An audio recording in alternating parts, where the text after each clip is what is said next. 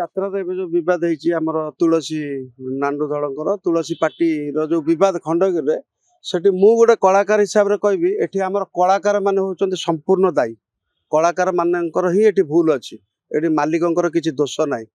ମାଲିକ କୋଟି କୋଟି ଟଙ୍କା ଇନଭେଷ୍ଟ କରୁଛି, ଏଟା ବିଜନେସ୍, ସେମାନେ ବି ବିଜନେସ୍ କରୁଛନ୍ତି। ସେ କଳାକାରକୁ କିଣା ବିକା କରିକି ସେ କଳାକାରଙ୍କ ଦ୍ୱାରା ଏମାନେ ପଇସା କମାଉଛନ୍ତି। ଯେଉଁ କଳାକାର ମାନଙ୍କ ଦ୍ୱାରା ମାଲିକ ମାନେ ପଇସା କମାଉଛନ୍ତି ବା ଲାଭବାନ ହେଉଛନ୍ତି ବା କ୍ଷତି ବି ସହୁଛନ୍ତି, ସେଇ ମାଲିକ ମାନଙ୍କୁ ଆମେ କଳାକାର ମାନେ, ସେ ଆମକୁ ନେଇକି କଳାକାର ମାନଙ୍କୁ ନେଇକି ମାଲିକ, ତ ଆମେ ସେଇ ମାଲିକକୁ କେମିତି ଧୋକା ଦେବା? ଖଣ୍ଡଗିରିରେ ଯାହା ହେଲା 2 ଦିନ ନାଚକୁ ଯେଉଁ ଫେଲ୍ କଲେ ସାଇ, ଆମର ସାନ ଭାଇଟା ସିଏ, କିନ୍ତୁ ସେ ଠିକ୍ କରିନି। ଏଟା ସମ୍ପୂର୍ଣ୍ଣ ତାର ଭୁଲ। ଏଟା କଳା ପ୍ରତି ହେଉଛି ଅପମାନ। ଗୋଟେ କଳାକାର କେବେ ବି ମଞ୍ଚ ଛାଡ଼ିବା କଥା ନୁହଁ।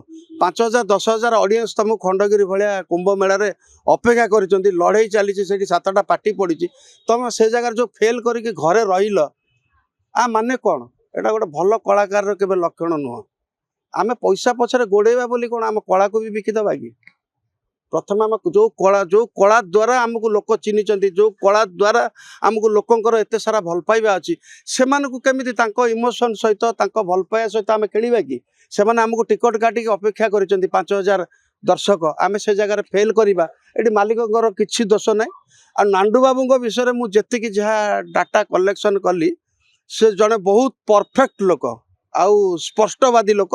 ସେ ଯାହା କହନ୍ତି ଫେସ୍ ଟୁ ଫେସ୍ କହନ୍ତି। ତାଙ୍କର ଦେଖନ୍ତୁ ଯେତିକି କଣ୍ଟ୍ରୋଭର୍ସି ନରିପଣ୍ଡା ଠାରୁ ଆରମ୍ଭ କରି ଏ ପର୍ଯ୍ୟନ୍ତ ତାଙ୍କର କୌଣସି ଜାଗାରେ ଭୁଲ ନାହିଁ। ଆମ କଳାକାରମାନେ ହିଁ ତାଙ୍କ ପାଖରେ ଭୁଲ କରୁଛନ୍ତି।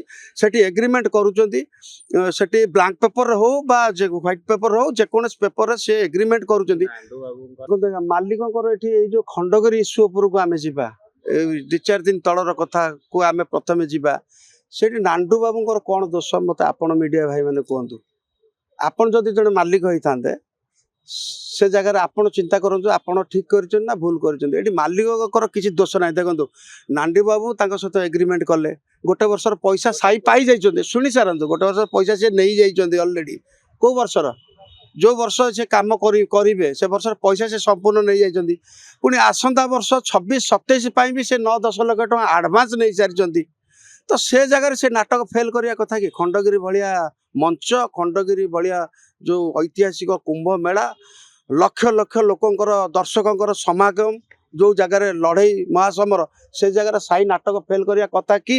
ଆପଣ ସାମ୍ବାଦିକ ଭାଇମାନେ କୁହନ୍ତୁ। ମୁଁ ତ ଜଣେ କଳାକାର, ସେ ବି ମୋର ସାନ ଭାଇଟା, ମୁଁ କିଛି କହିବିନି।